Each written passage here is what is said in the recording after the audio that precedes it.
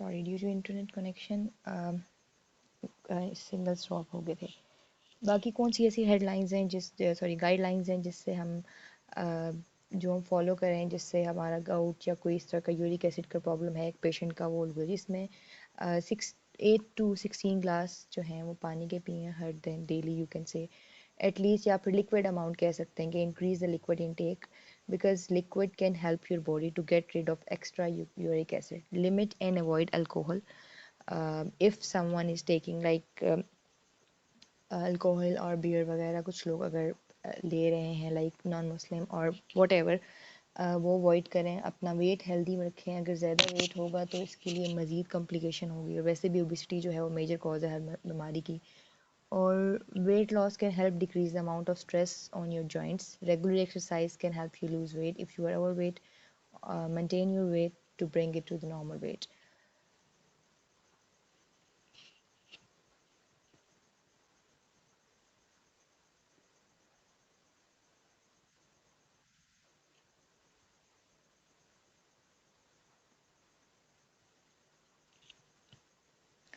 मज़ीद बात करें यूरिक एसिड के बारे में तो बहुत से ट्रीटमेंट्स हैं जो कि गाउट के लिए प्रिस्क्राइब किए जाते हैं, लेकिन best and long term result अगर कोई भी हासिल करना चाहता है तो it should have by eating the properly planned uric acid diet. Any diet plan that is prescribed for a gout patient must be able to reduce the level of uric acid in the blood and must also be able to help dissolving the urate crystals and push them out of the body. यानी अगर आप कोई भी patient है वो अगर diet follow कर रहा है to lower the uric acid, तो उसके एक तो टेस्ट होते हैं रेगुलर ताकि देखा जाए कि वो जो डाइट फॉलो कर रहा है उससे कोई असर हो भी रहा है या नहीं हो रहा। Uric acid basically is a byproduct of the metabolism process and is produced mainly during the breaking up of purines we take in our food. If the food we eat contain too much purine, the purine cannot be utilized by the body and is degraded into the uric acid. अब purine भी जैसे होता है कि क्यों purine ज़्यादा हो जाती है बॉडी में और क्यों आपको यूरिक एसिड होता है, इसका सिंपल सा आंसर ये है क्योंकि आपकी जब प्यूरिन ज़्यादा खा लेते हैं तो आपकी बॉडी यूटिलाइज़ नहीं कर सकती, जब कोई चीज़ यूटिलाइज़ नहीं कर सकती तो आपकी वो बॉडी में स्टोर हो जाती है और इस तरह आपको प्रॉब्लम बनती है। जैसे अगर आप लेट्स जस्ट फॉर एग्जांपल कि जैसे एक बंदा मोटा है तो अगर वो कार्ब ज़्यादा ले रहा है और वो ज़्यादा लेता जा रहा है तो वो उसकी बॉडी कार्ब्स यूटिलाइज़ नहीं कर सकेगी, तो वो कार्ब्स जो हैं वो ट्राइग्लिसराइड्स बन जाएंगे और जब ट्राइग्लिसराइड्स बनेंगे तो they convert into the fat और फिर इंसान मोटा हो जाएगा और ओबेसिटी की ये बीमारी पैदा हो जाएगी। ऐसे ही है प्यूरिन, जब आप बहुत ज़्यादा अपनी डाइट में ले रहे होते हैं तो आपकी बॉडी यूटिलाइज़ नहीं कर सकती और इन द रिजल्ट आपका यूरिक एसिड लेवल जो है वो ज़्यादा हो जाता है। Once the uric acid concentration gets too high, then gout problem begins. A uric acid diet aims at reducing the amount of purine in your food. जैसे मैंने पीछे बताया आपको कुछ फूड जो बताया भी उनकी समरी कुछ ये है कि gout patient must reduce the amount of seafood and red meat in their diet as these foods are rich in purine. Totally avoid taking shellfish, shrimp हैं जैसे ऑयस्टर है, इस तरह की बिल्कुल ही अवॉइड कर दें। मीट ऑर्गन जैसे मैंने आपको बताया था वो लेना छोड़ दें, लीवर किडनी हार्ट वगैरह। कुछ वेजिटेबल हैं that are classified as a dark green leafy vegetable like cauliflower, mushrooms, spinach. They contain a liberal amount of purine and hence it is limited in the uric acid diet. However, they do have other health benefits so can be included in moderation. जैसे मैंने आपको बताया कि कुछ amount में लिया जा सकता है, लेकिन कोशिश यही होनी चाहिए कि ज़्यादा अमाउंट ना ली जाए और जितनी ली जाए वो अपने कंसल्टेंट से एक दफ़ा डिस्कस करके कि ये प्रॉब्लम है और इसके मुताबिक मुझे मेरी हाइट, वेट एंड बीएमआई हर चीज़ की असेसमेंट के बाद कितना लेना चाहिए, तो फिर उस टाइम आप उस चीज़ को अपनी लाइफ में ऐड कर सकते हैं। लेकिन अदरवाइज़ अगर जनरली रिकमेंडेशंस की तरफ जाया जाए तो आप खा सकते हैं ऐसी सब्जियां या ये चीज़ें, लेकिन बहुत ही मॉडरेशन अमाउंट में। Dairy products, they are found to be a good for gout and hence your diet for uric acid should contain milk, yogurt and cheese. These are food for bones due to rich calcium content and they are especially good for gout patients due to the low purine content. Low fat options are better choices. Uric acid diet always aim to hydrate your body enough to help it dilute the uric acid, the monosodium urate crystal found by it and excrete the same through the urine. For this, your diet plan must be able to provide for enough fluid to be taken in. जैसे मैंने आपको बताया कि 8 से 16 glass लाजमी लें ताकि आपकी बॉडी से थ्रू यूरिन ही ये मूव आउट हो जाए। Fruit, water and fluids are the good for the overall health and it can eliminate the toxin and from the body. उसके अलावा अभी हम बात करते हैं कोलेस्ट्रॉल की। कोलेस्ट्रॉल अगर आपकी बॉडी में ज़्यादा हो जाए तो क्या होता है और इसकी क्या डाइट लेनी चाहिए। Through world wide leading cause जो है क्या कहते हैं डेथ की is heart disease. Having high cholesterol level जैसे कि कह सकते हैं bad LDL, it is linked with the risk of heart disease. Low good HDL cholesterol जो है वो or you can say high triglycerides are also linked with the risk of heart disease, and your diet play a very important role in developing such type of problems। अगर आपकी diet अच्छी नहीं है या अगर आपकी डाइट बहुत ज़्यादा ख़राब है और एक ही चीज़ आप बहुत ज़्यादा ले रहे हैं तो उससे भी आपकी बॉडी में इस तरह के प्रॉब्लम बन सकते हैं। कोलेस्ट्रॉल लो ऐसे कौन से फूड हैं या फिर ऐसी कौन सी डाइट प्लान बनाते हुए ऐसी कौन से फूड हम अपनी उसमें रखें जिससे जो कि कोलेस्ट्रॉल जो है वो लो हो जाए और जो ये हार्ट का प्रॉब्लम है वो थोड़ा रिड्यूस हो जाए। वैल्यूज जो होती हैं एचडीएल और एलडीएल ये थोड़े नॉर्मल रेंज में आए। उसमें दालें आ जाती हैं हमारे पास। Basically legumes also known as pulses, you can say, as a group of plant foods that include beans, peas and lentils। Kindly ये म्यूट कर दें। Legumes contain a lot of fiber, mineral protein, replacing some refined grain processed meat in your diet with the legumes can lower your risk of heart disease। इसकी अगर summary देखी जाए basically legumes आपको क्यों लेने चाहिए because they help lower bad LDL level and are good source of plant based protein. Protein भी आपकी बॉडी में अच्छी अमाउंट में जाएगी और आपकी बॉडी में जो बैड एलडीएल ज़्यादा हुआ होगा वो भी इससे कम हो जाएगा। नट्स लेने चाहिए। नट्स में ज़्यादातर आलमंड्स और वॉलनट्स को रेफ़र किया जाता है जिनकी कोलेस्ट्रॉल लेवल हाई हो जाता है बिकॉज ये न्यूट्रिशन डेंस होते हैं and they are high in monounsaturated fat. Walnut basically are rich in the plant variety of omega-3 fatty acids, which is a polyunsaturated fatty and associated with the heart health. Almond and other nuts are particularly rich in L-arginine amino acid that help your body to make the nitric oxide. This in return regulate blood pressure.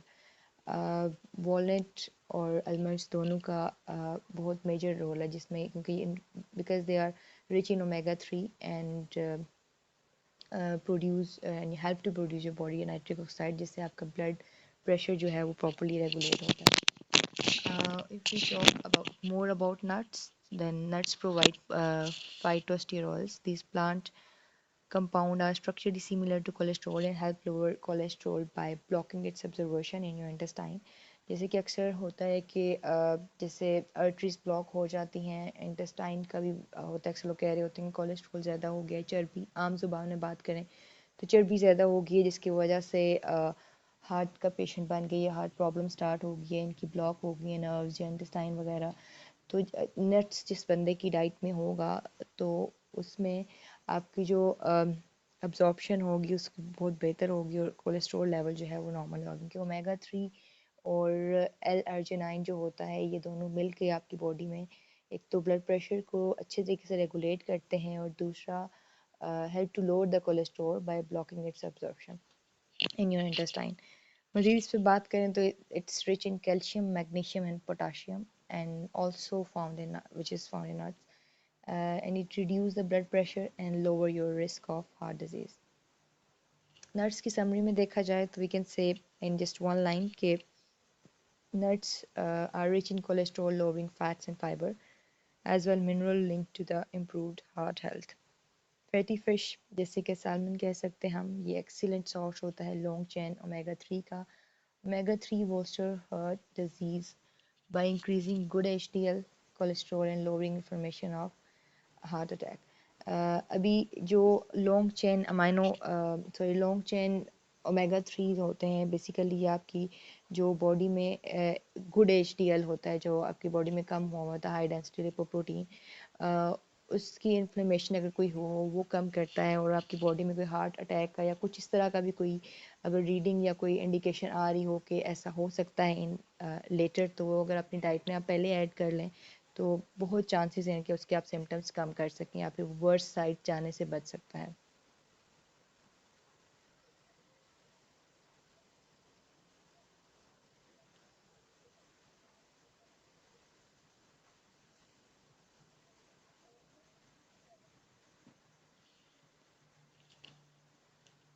Okay, चलें थोड़ा refresh हो गए हैं सारे, थोड़ा song सुन लिया बीच में।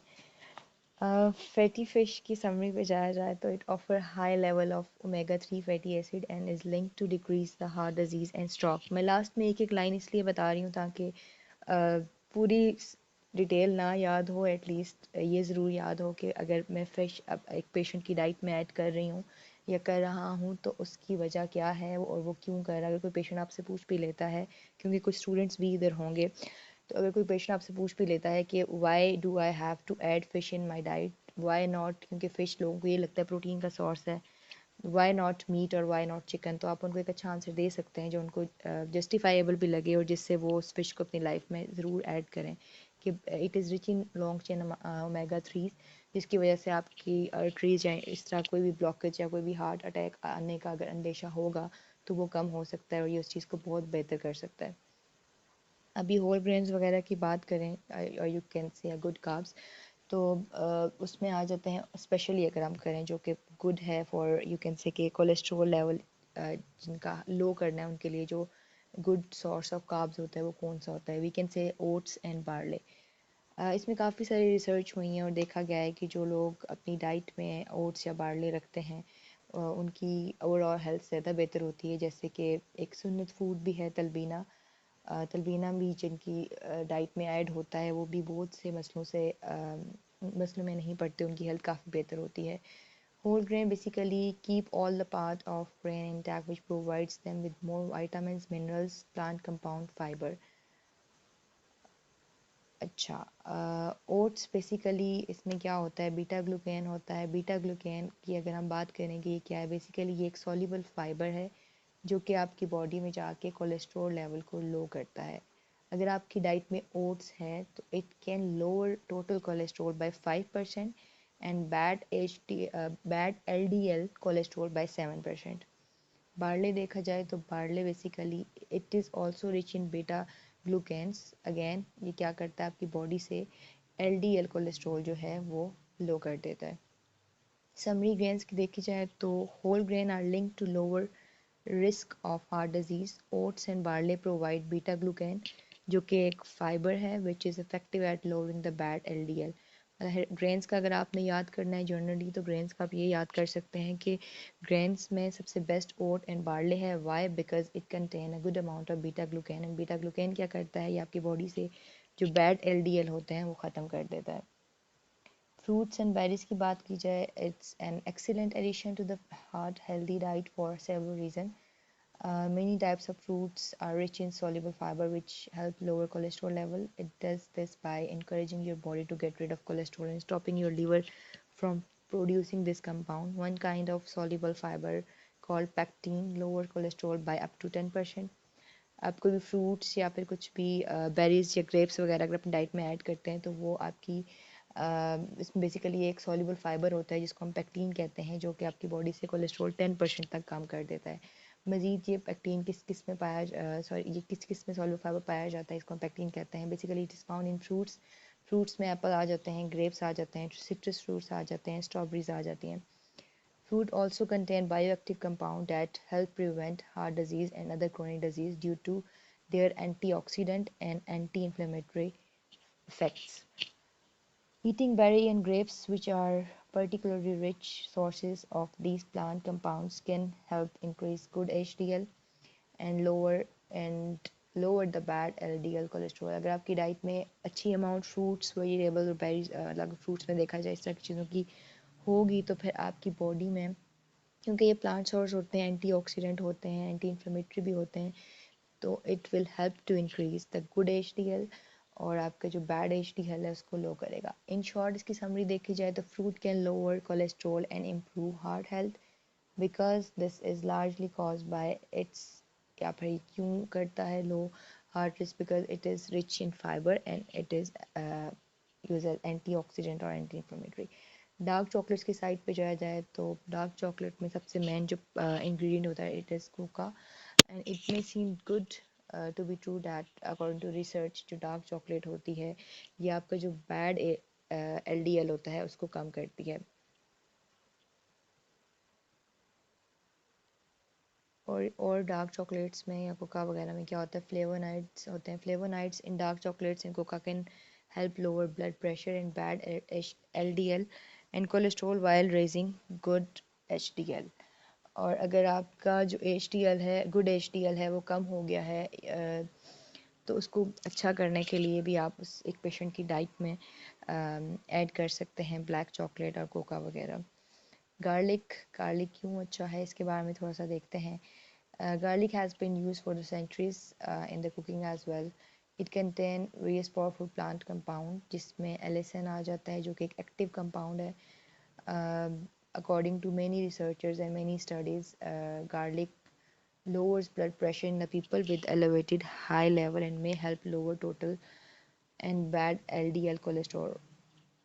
Because relatively large amount of garlic are needed to achieve this heart protective effect, many studies utilized age supplements which are considered more effectively than the garlic preparations. Allicin and summary अब इसकी देखते हैं। इसमें है कि allicin और other plant based compound जिसमें garlic है ये आपकी एलडीएल जो होता है उसको एलडीएल कोलेस्ट्रॉल को कम करता है और जितने भी हार्ट डिजीज़ के रिस्क फैक्टर होते हैं उनको थोड़ा सा कम करता है। बेसिकली गार्लिक में एलिसन होता है। एलिसन आपकी बॉडी में जो कोलेस्ट्रॉल होता है उसको कम कर देता है। सोया फूड जैसे कि सोया बीन्स जो हैं are the type of the legumes that may be beneficial for the heart disease. There is some evidence that soy food can reduce the heart disease risk factor, especially in the people with the high cholesterol. Vegetables देखा जाए तो vegetables are the vital part of the heart healthy diet. Vegetable basically deliver a range of plant compound which offer many health benefits. जिसमें you can say it's include the protection against the heart disease. Vegetable basically like same as fruits are high in fiber. They are antioxidant and low in calories, and making them heart healthy choice.